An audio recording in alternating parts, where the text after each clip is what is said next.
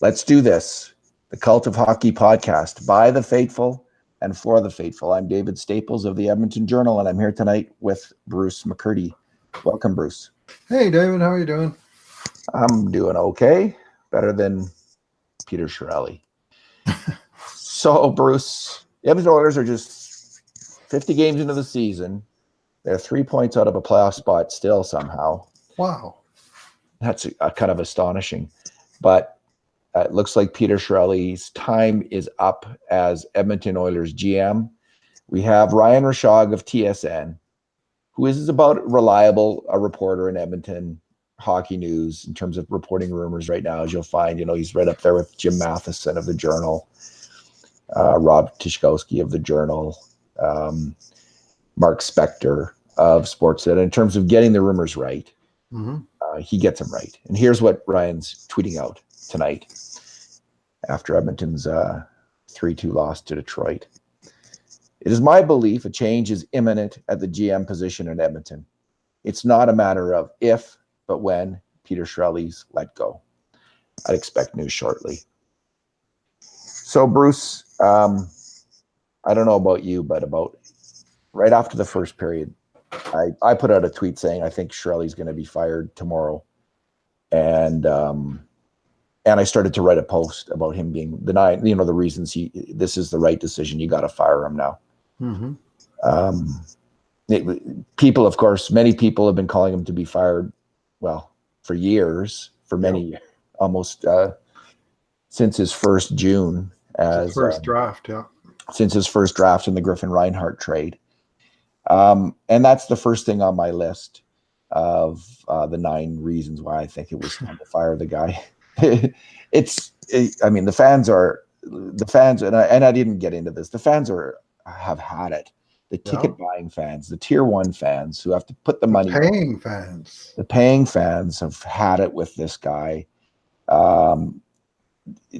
That's the end. That's how I was so certain he was going to be fired. It's the end for a GM is when the people who pay the money aren't going to pay the money anymore to go. Apparently, the new building's been around 3 years now, correct? And some of the boxes are up and there's up for renewal. And you're selling hope when you're selling tickets, and you can't have hope with the same GM. So he had to go. What do you think of the news? Well, it's not news yet. It's still rumor, speculation until it becomes news for sure. But I do think the time is ripe, and the time is now, if not before now.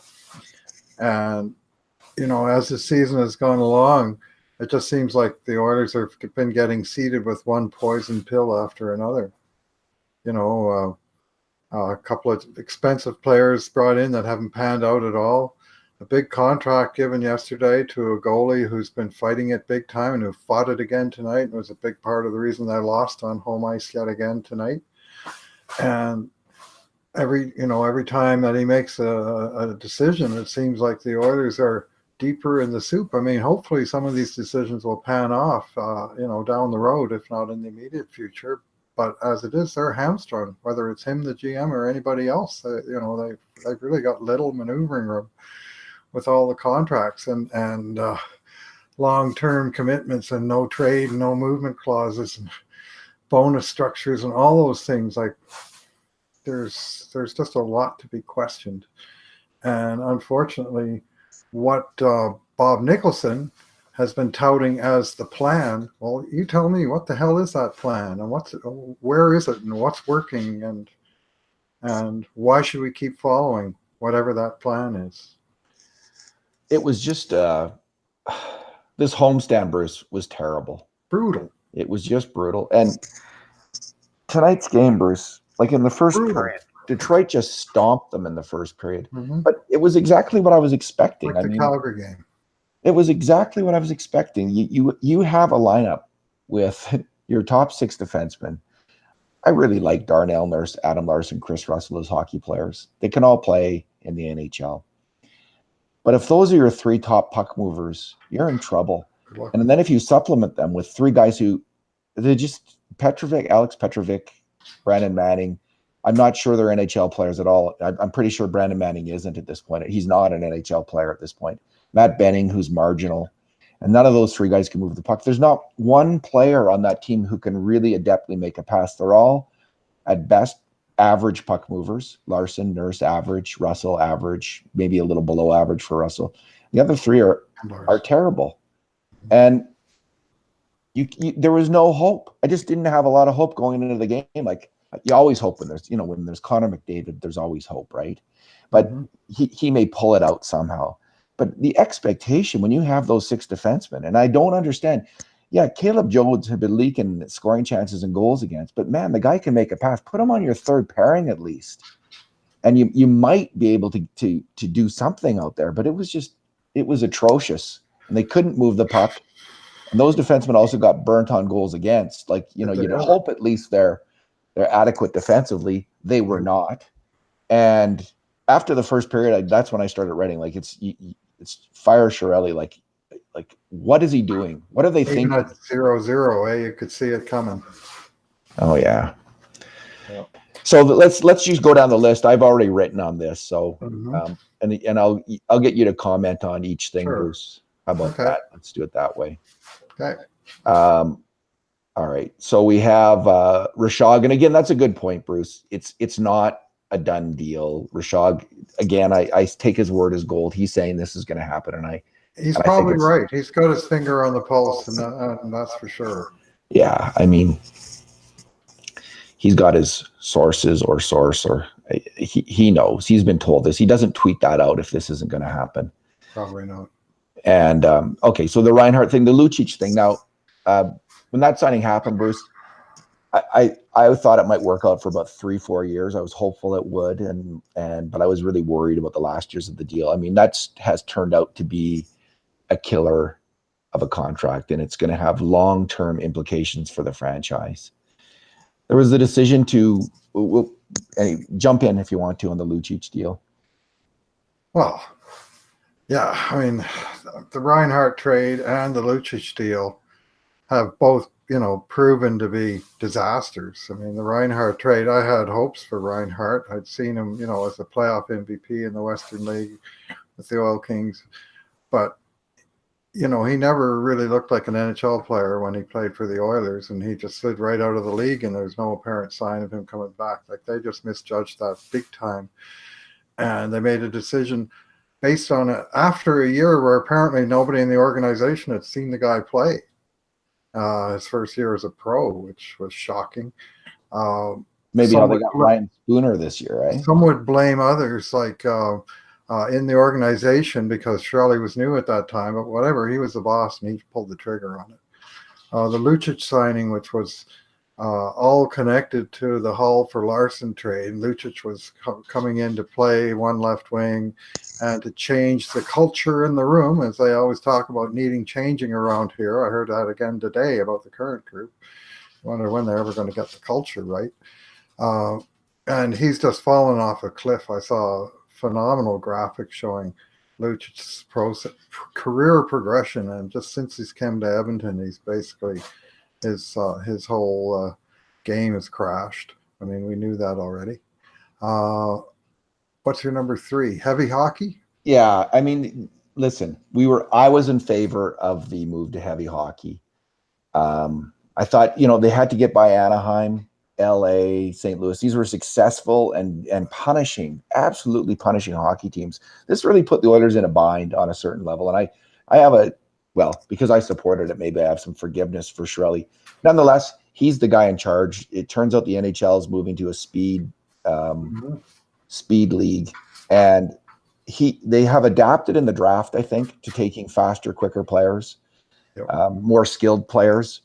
And, they've been taking them all along, but at the NHL level, they haven't been able to find that player. In fact, they just keep getting slower, Bruce. Every year they seem, the players brought in this year, Reeder can skate, but Brodziak, Petrovic, Manning, these guys are slow. Yeah, you talked about Colby Cave, the latest guy, he can't skate. So that move, which I supported at the time, has turned out to be a wrong move. I was with you to a large degree because the Oilers have been pushed around for years, and we'd seen it, but they went way too far the other way on it in retrospect. And I mean, you look at the defense tonight. You're talking about guys that can't make a pass. Well, how many of them can really skate? Nurse and Russell. Russell is, I would say, mobile, but not exactly a speedster. And the rest, you can't say skating is a plus for any of the rest. No, And Larson's I suggest probably, it's a minus for most of them. oh, it's a huge minus. It's for Benning and Manning. I mean, they're not even close. Petrovic and Larson are close. Larson's below. He's got some agility. He's not fast in a straight line. Yeah, he's a lumbering skater. Let's put it that way. All right. So the next thing we have on the list is his negotiation skills. Just seem like Chiarelli's negotiation skills in the end. And it's just again and again and again where Koskinen deal being the latest example where there's just a bit too much money or a lot too much money given out. Or in a trade like the Larson trade, which I've never criticized, and I'm not going to start to now because I thought that they needed a right side demon to play in their top pairing. And if Larson's was as good as they can get, I can accept that. But, people have made the case that they should have got a draft pick with Larson.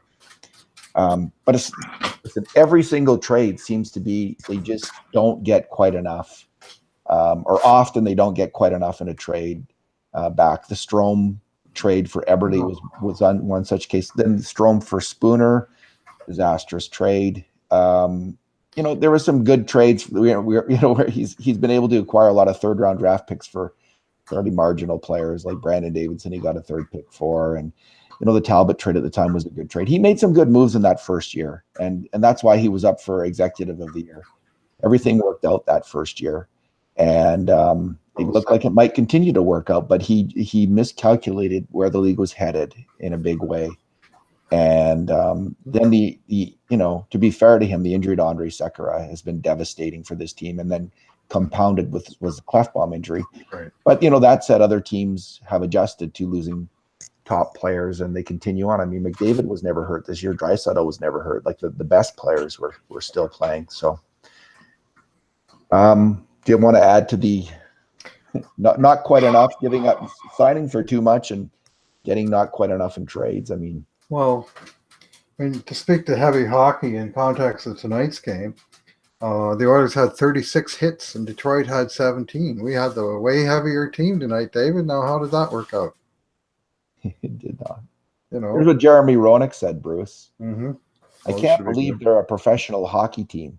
Their 17 other skaters have the lowest hockey IQ of any team I've ever seen. It's embarrassing. And Chiarelli was someone who talked constantly about hockey IQ as being a key feature that he was looking for. Yeah, well, I think the Oilers of the mid-'90s were well down there in terms of hockey IQ. Remember, one time that team had 10 former first-round draft choices, meaning they had a whole bunch of guys that had skill, but they couldn't really put it together. And oftentimes that's the old tools and toolbox saying, and I'm not sure I'd want to tar the entire team with that brush to be. That was a bit harsh, because I think that's harsh. I mean, the other 17 guys include Ryan Nugent-Hopkins. I mean, I'm not going to say Ryan Nugent-Hopkins is a bag of hammers because he's not. Leon Draisaitl includes. Well, he's talking about, I guess Nugent or McDavid, and I don't know what he's talking about. Chason's a smart player. Maybe he doesn't. There's some smart players on that team. Mm-hmm. Larson's a smart hockey player. And Matt Benning Matt Benning, I think, is a smart hockey player. He just can't get around. Like, there's some players who could, but there are a lot of guys who you just wonder, like, the passes and the plays they make. I'm not going to get into names because that's Roenick's comment. And let's leave that there. It's indicative of what of laughing. This is the other thing. Not only of the fans who turned against it, but the Oilers are a laughing stock. And when that happens with the rest of the league, you got to take note. You've got to protect the reputation of your franchise. When it's clear that, it's one thing for people in Toronto to sneer at the Oilers because they will do it constantly. Every chance they get, they're going to do it. And they do it every single year. But when there's no real reply for it, when the points they're making actually are just like every one of them is bang on, you just have to say, all right, fire the GM. Well, yeah, I mean, remember it took Henrik Lundqvist laughing at the Oilers before they finally took action on Dallas Aikens. Remember Henrik Lundqvist and the signature save interview? I don't. uh, Dallas Aiken's last game, and the Oilers got 16 shots in a shutout against the New York Rangers. And the Rangers reporter asked Lundqvist after the game what was his signature save in the game, and Lundqvist just looked at him like he had two heads and started laughing because he didn't have any. He just Was that someone with Oilers media who had asked that, or no, that was a New York guy, but it made it to Oilers TV, and apparently it riled the Oilers enough that they took action. But aren't you getting sick of this? Somebody posted yesterday, 5 years to the day, a letter that Daryl Cates sent out to season ticket holders apologizing for the sorry state of the team and how we all hoped it was going to be better than this. It was a well-publicized letter at the time. 5 years ago. And here we still are. And with McDavid, we didn't have McDavid at that time. Like, that was your lottery ticket out of the gridlock, and yet here we still are. See, Daniel Nugent-Bowman of The Athletic tweets out, if Peter Chiarelli is fired, it would come less than 6 weeks after Oilers CEO Bob Nicholson said Chiarelli's job would be safe if they made the playoffs. The Oilers were 3 points behind Calgary for tops in the Pacific then. How much has changed? Yeah. Ryan Rashog's now tweeting 3 straight losses heading into the break of ownership and upper management. Next to no option at this point. My belief is a change will be made likely in the next day or so. Right. Well, the 3 straight home losses. So they've come home. They've lost after having a 0-5-0 homestand in the second half of December. Then they had a homestand where they went 2-1, where they had one miracle win, where they came back in the dying seconds and won in the shootout, and one real win, and one disappointing loss. Now they have a 0-3-0 where they didn't get a point out of 2 long homestands, not even 1 point in the standings. And this one, they fell behind 3-0 in each of the first 2 games. They fell behind 2-0 tonight, and in none of the games did they ever so much as tie the game up. They were trailing the whole bloody game. And yet tonight, where are they? Halfway through the second period, they're getting badly outshot, and then finally they start to push the play. Well, where is the desperation and the team spirit? I'm just not seeing it with this bunch right now. Yeah. So I was curious to see what would happen with a new coach with McClellan gone, and I thought it was, I wasn't calling for Chiarelli to be fired then. I didn't think he should be fired at that point. I just wanted to see how the team we needed a second opinion on this roster that Chiarelli had assembled. And there seemed to be the coach and the GM at odds over a few issues and going in different directions on a few things. So I wanted to have a look, and we've had that look. This team is now, it's clear. The one difference is Clefbaum's been hurt, and that's hurt Hitchcock's chances somewhat. Nonetheless, it's pretty clear this team is no better under the new coach than the old coach, and it's not getting any better fast. We've had, I think, the second opinion, and so that's what's different now. Even when Nicholson made his comment about that was about halfway into Hitchcock's regime after a fairly good start, although I think there have been a few bumps by then. But it's clear that the second opinion is in, and the patient is on. Well, they were 9-10-1 when McClellan got whacked, and they started off under now after 50 games they're 23-24-3. So Hitchcock is dead even, 14 wins, 14 losses, 2 ties, or as you would put it, 14-16. And they were 9-2-2 in his first 13 games, and then since then they've won 5 of 17 and fallen back down the hill. Yeah. Well, Bruce, you got to write. I'm going to do a thing I'm going to Twitter reacts to this whole thing. So let's call it a night here. Okay. My bad thing tonight. Well, my good thing was going to, I'll go real quick. My good thing was going to be no hockey for 10 days. We need a break from this stuff. And your bad thing? Bad thing was the play of the third defense pairing, the 2 new guys, Petrovich and Manning, who got lit up on the second and third goals, and many other plays. And my number is 17 shots in the third period after 17 shots in the first 2 periods combined. and it was just a very up and down. Seemed indifferent. I mean, they did come on hard at the end, but I can't say they deserve to win. Can you? They did not. Wasn't even close, honestly. And Koskinen let in a couple stinkers. I mean, he made some great saves. He made some really great saves, and he held them in the first period. He gave this team a chance to win before he broke. He broke under the pressure of Detroit's attack, and I'm not going to be down on Koskinen for this game, and I'm still hopeful he'll turn out. But anyway, all right. Thanks, Bruce. Thanks for talking tonight. Yeah, have a good night. I have a feeling we might be doing another podcast here in the next day or so. But all right, let's wait for the news to break. And in the meantime and in between times, this has been another edition of the Cult of Hockey podcast.